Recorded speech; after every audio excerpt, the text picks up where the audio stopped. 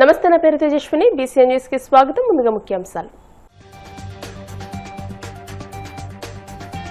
పవన్ కళ్యాణ్ కు tiger of martial arts బిరుదు. Japan Schengen clan లో ప్రవేశించిన తొలి తెలుగు వ్యక్తిగా అరుదైన ఘనత.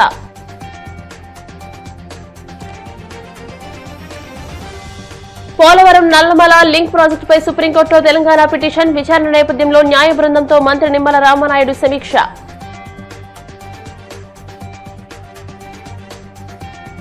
వాడపల్లి వెంకటాలయంలో ప్రత్యేక పూజలు, మంగళ వాయిద్యాల నడుమ శ్రీ స్వామి అమ్మవార్లకు మేల్కొల్పు సేవ, ఐశ్వర్యలక్ష్మి హోమం. తొలి వన్డేలో న్యూజిలాండ్ పై 4 వికెట్ల తేడాతో భారత్ ఘన విజయం. 93 పరుగులతో కీలక ఇన్నింగ్స్ ఆడిన విరాట్ కోహ్లీ. డిప్యూటీ సీఎం పవన్ కళ్యాణ్ యుద్ధ కళల్లో అరుదైన అంతర్జాతీయ గౌరవాన్ని సొంతం చేసుకున్నారు. జపాన్ కు చెందిన ప్రతిష్టాత్మక టకేడా షెంగెన్ క్లాన్ లో ప్రవేశం పొందిన తొలి తెలుగు వ్యక్తిగా చరిత్ర సృష్టించారు. మార్షల్ ఆర్ట్స్ లో ఆయనకున్న అసాధారణ నైపుణ్యానికి గుర్తింపుగా గోల్డెన్ డ్రాగన్స్ సంస్థ ఆయనకు టైగర్ ఆఫ్ మార్షల్ ఆర్ట్స్ అనే విశిష్టమైన బిరుదును ప్రదానం చేసింది. ప్రాచీన జపనీస్ కత్తి సాము కళ అయిన కెంజుట్సులో పవన్ నైపుణ్యానికి జపాన్ కు చెందిన సోగో బుడో కండ్రీ కై సంస్థ 5th డాన్ పురస్కారాన్ని అందజేసింది. అంతేకాకుండా జపాన్ వెలుపల సోకే మరమత్సు సెన్సైకి చెందిన టకేడా షింగెన్ క్లాన్ లో ఆయనకు ప్రవేశం లభించింది. దాదాపు 3 దశాబ్దాల క్రితం అందరి యువతలాగే 20 ఏళ్ల కుర్రాడు జీవితం విసిరే సవాళ్లను ఎదుర్కొంటూ వాటి సమాధానాల కోసం ఎదురుచూస్తున్నాడు. ఏం చెయ్యాలో తెలియని నిస్సహాయత, ఏమవ్వాలో తెలియని అసహనం. ప్రపంచం ప్రశ్నల పుస్తకంలా కనిపిస్తోందే తప్ప ఎక్కడ చూసినా జవాబు జాడేలేదు. ఇది కేవలం ఆ 20 ఏళ్ల కుర్రాడి సమస్యే కాదు, అప్పటికి ఇప్పటికీ ఎంతో సతమతం అవుతున్న ఎందరో యువత సమస్య కూడా. ఇలా సతమతం అవుతూ ఎటు వెళ్లాలో తెలియని సమయంలో మార్షల్ ఆర్ట్స్ అతనికి మార్గమయ్యింది.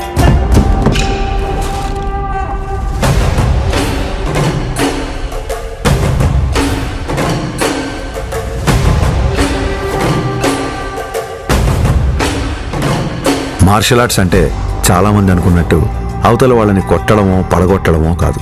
మన అహాన్ని తొక్కిపెట్టి మన కాళ్ల మీద మనం నిలబడ్డం, మన ఆవేశాన్ని అరచేతి అదుపులో ఉంచుకోవడం. ఒంటరితనం, ఒత్తిడిని ఎదుర్కోవడం నేర్పిస్తే శిక్షణ, క్రమశిక్షణ నేర్పించింది కళ్యాణ్ కుమార్ను మన పవన్ కళ్యాణ్గా మార్చింది. సంవత్సరాలు గడిచాయి, కొత్త దారులు ఏర్పడ్డాయి. అలాగే తన సినీ ప్రయాణం మొదలైంది.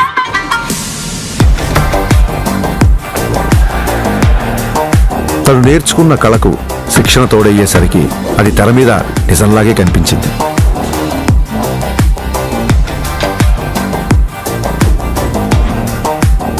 ఆ నిజానికి తన నిజాయితీ తోడయ్యే కోట్ల మంది గుండెల్ని గెలిచింది.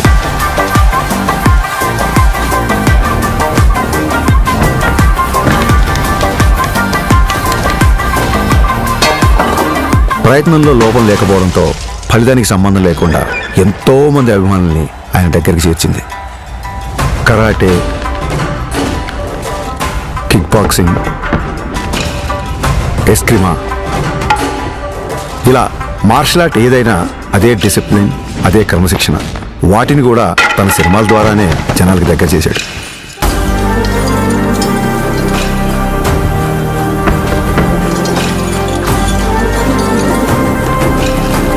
సినిమాల్లో చూపించే స్టంట్లు, ఫైట్లు జనరంజకంగా, ఆకర్షణీయంగా ఉంటాయని మనందరికీ తెలుసు.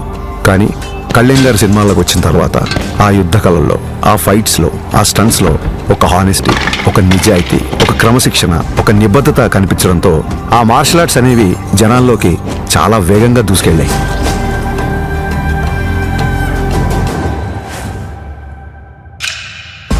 అసలు మార్షల్ ఆర్ట్స్ ఫిలాసఫీ చెప్పేది ఒకటే, కంటిన్యూస్ లెర్నింగ్, నిరంతరం నేర్చుకోవడం. అందుకే ఇప్పటికీ ఓ స్టూడెంట్లా మార్షల్ ఆర్ట్స్లో తన ప్రయాణాన్ని కంటిన్యూ చేస్తున్నారు. తన తపనకి, సాధనకి, మార్షల్ ఆర్ట్స్ని జనాల మధ్యలోకి తీసుకువెళ్లడంలో ఎన్నో ఏళ్లుగా తాను చేస్తున్న కృషికి గుర్తింపుగా డిసెంబర్ 30, 2025న ఆయన అపూర్వమైన గౌరవాన్ని అందుకున్నారు.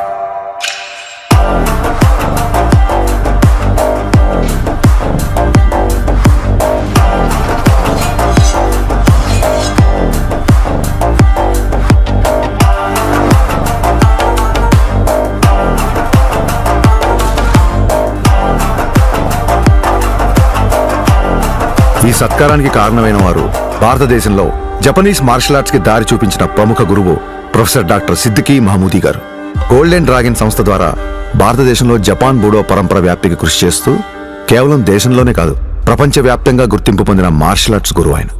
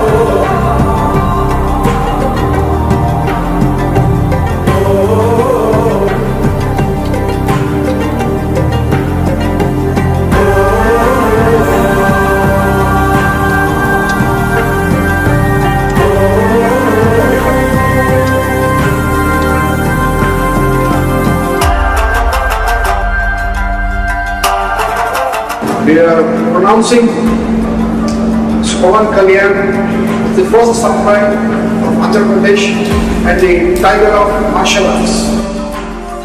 గోల్డెన్ డ్రాగన్ సంస్థ నుంచి టైగర్ ఆఫ్ మార్షల్ ఆర్ట్స్ అనే బిరుదును అందిస్తూ ఆయన్ని ప్రకటించారు.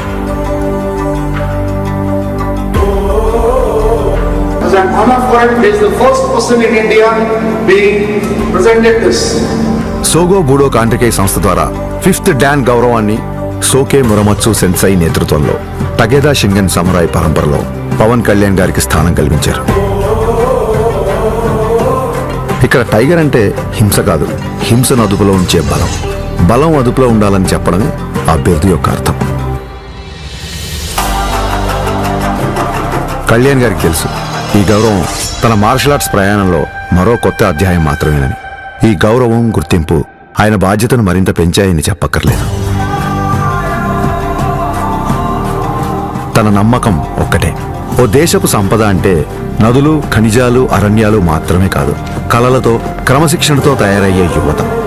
అటువంటి వారే వికసిత్ భారత నిర్మాణ రూపకర్తలు. దృఢమైన శరీరం, చురుగైన బుద్ధి, బలమైన వ్యక్తిత్వాల వైపు దేశ యువత నడిపించడమే తన లక్ష్యం. జై హింద్. పోలవరం నల్లమల సాగర్ లింక్ ప్రాజెక్టును సవాల్ చేస్తూ తెలంగాణ ప్రభుత్వం దాఖలు చేసిన పిటిషన్పై సుప్రీంకోర్టులో విచారణ జరగనున్న నేపథ్యంలో ఆంధ్రప్రదేశ్ ప్రభుత్వం న్యాయ పోరాటానికి పూర్తి స్థాయిలో సన్నద్దమవుతుంది.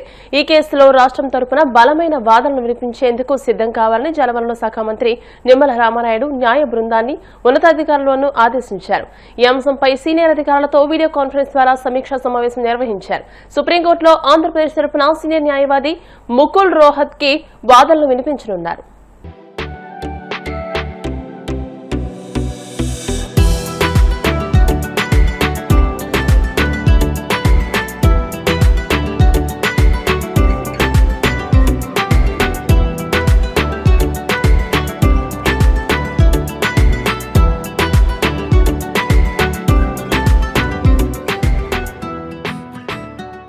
కోనసీమ తిరుమలగా వర్ధిల్లుతున్న వాడపల్లి శ్రీ వెంకటేశ్వర స్వామి ఆలయంలో సోమవారం ప్రత్యేక పూజలు వైభవంగా నిర్వహించారు. మంగళ వాయిద్యాల నడుమ శ్రీ స్వామి అమ్మవార్లకు మేల్కొలుపు సేవ నిర్వహించిన అనంతరం ఐశ్వర్యలక్ష్మి హోమాన్ని జరిపించారు. అర్చకులు శ్రీ స్వామి అమ్మవార్ల వసంత మండపంలో అష్టోత్తర పూజలు నిర్వహించగా ప్రత్యేక అలంకరణలో ఉన్న స్వామిని దర్శించుకుని భక్తులు తరించిపోయారు.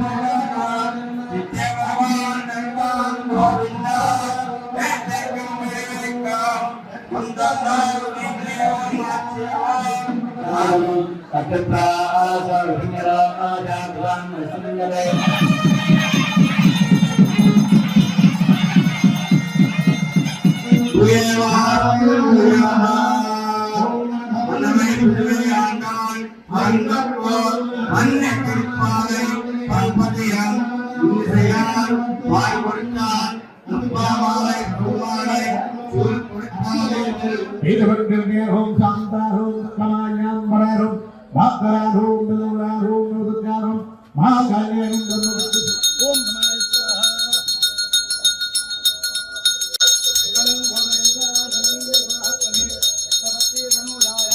శ్రీభద్రేంద్రవాసాయ శ్రీనివాసాయ మంగళం మంగళాదాతహరే మహాచార్య పురోగమైః సర్వైశ్చ పూర్వైః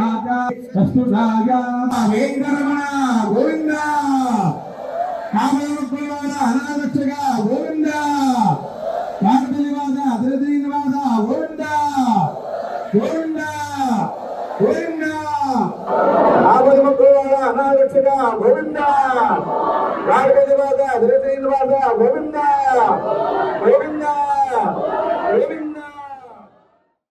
జూదం వద్దు సాంప్రదాయ క్రీడలే ముద్దు అంటూ ఏలూరు డీఎస్పీ వాలీబాల్ సర్వీస్ చేసి సంప్రదాయ వాలీబాల్ క్రీడా పోటీలను ప్రారంభించారు. ఏలూరు జిల్లా ఎస్పీ ప్రతాప్ శివకిషోర్ ఆదేశాల మేరకు సంక్రాంతి పండుగను పురస్కరించుకుని యువతను జూద క్రీడల నుంచి దూరంగా ఉంచి సాంప్రదాయ క్రీడల పట్ల ఆసక్తి కలిగించాలనే ఉద్దేశంతో జూద క్రీడల వద్దు సాంప్రదాయ క్రీడలే ముద్దు అనే నినాదంతో భీమడోలు మండలం పోలసానపల్లి గ్రామంలో వాలీబాల్ టోర్నమెంట్ ను భీమడోలు పోలీసులు నిర్వహించారు. ఈ టోర్నమెంట్ ను భీమడోలు ఎస్ఐ షేక్ మదీనా బాషా ఆధ్వర్యంలో నిర్వహించగా మండల పరిధిలోని 8 గ్రామాలకు చెందిన క్రీడాకారులు ఉత్సాహంగా పాల్గొన్నారు. ఈ కార్యక్రమానికి Eluru DSP D Shravan Kumar, Bhimadolu CI U J Wilson, sarpanch Shaik Rahema Begum, Hasena హాజరై క్రీడాకారులు సహచర పోలీస్ సిబ్బందితో కలిసి వాలీబాల్ ఆడి పోటీలు ప్రారంభించారు. సాంప్రదాయ క్రీడల్లాగా అలానే యూత్కి వేరే ఉద్దేశం అంటే ఈ కోడి పందాలు అలానే పేకాట గుండాట్లు లాంటివి కోసం కాకుండా రెండోది మత్తు పదార్థాలు. సో వీటన్నిటికీ విరుగుడే ఈ యొక్క క్రీడలు. ముఖ్యంగా దీనివలన మనకు లాభం ఏంటంటే ఫ్రెండ్షిప్ ఏర్పడుతుంది, స్పోర్టివ్నెస్ వస్తుంది, ఫ్యూచర్లో ఫెయిల్యూర్స్ని అదేవిధంగా విజయాలని రెండింటిని కూడా మనం సమానంగా తీసుకొని ఆస్వాదిస్తాం. అందరూ కూడా రాత్రికి అందరికి ఉద్యోగాలు వచ్చాయి, రాత్రికి ఉద్యోగాలు రాకుండా ఉండవు.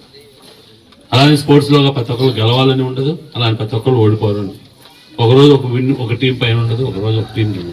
మీరు అందరూ చూస్తుంటారు, చాలా మంది చాలా చిన్న దేశాలు కూడా వచ్చి భారతదేశం మీద ఆడుతుంటాయి. క్రికెట్ విషయం వచ్చి గ్లోబలైజేషన్ అయిపోయాం. మేమున్నప్పుడు వేరు, ఇప్పుడున్నటువంటి సిచ్యువేషన్ వేరు. మేమంతా కూడా మేము ఎస్ఐలుగా సెలెక్ట్ అయ్యే రోజుల్లో లేదు, మన కానిస్టేబుల్ 6,000 మంది కానిస్టేబుల్ పోస్టులు తీసినప్పుడు 18 లక్షల మంది పోటీకి వచ్చారు. 18,80,000 మంది పోటీకి వచ్చారు. 1,80,000 అప్లికేషన్ వచ్చారు. 1,80,000 నుంచి 6,000 మంది సెలెక్ట్ అయ్యారు. ఎంత కాంపిటీషన్ ఉందో మీరు అర్థం చేసుకోండి. పాత రోజులకి ఇప్పటికి చాలా మారింది. ఇప్పుడు మన ఊరి వ్యవసాయానికి పాత రోజుల్లోనే వ్యవసాయాన్ని గుర్తుపెట్టుకోండి. గంజాయి అనే దాన్ని ఎడిక్ట్ అవడానికి 48 అవర్సే, ఎక్కువ సమయం పట్టదు. గుర్తుపెట్టుకోండి.